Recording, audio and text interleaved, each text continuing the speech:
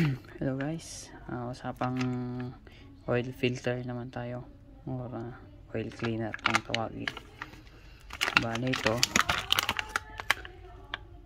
yung code na ginagamit sa Sniper 155R. Ayan.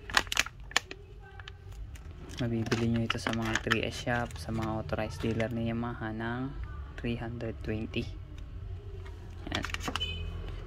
Ito naman yung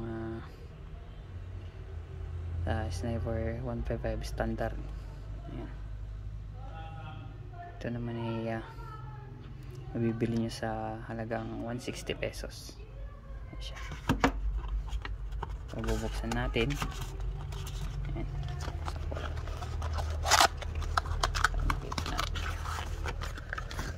Ito siya.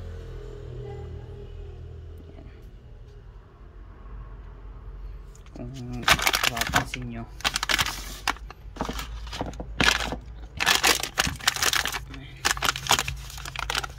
halos parehas lang. Kung titignan nyo yung goma nila, halos magkatapat lang. Mas malaki lang ito ng konti lang naman. Sa mga nagpapalit ng oil filter, medyo yung budget, pwede nyo ito yung ilagay nyo sa Sniper 155R. Tapos ito naman, ayan, nagkaiba lang, iba yung kulay ng filter tsaka may bakal.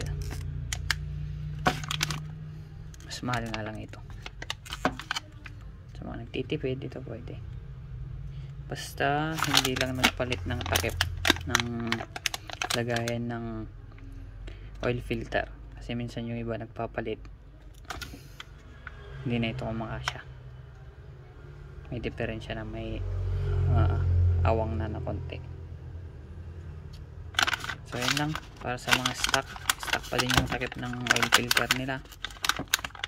Yan. Kung gusto nyo mas mura, ito yung gamitin nyo.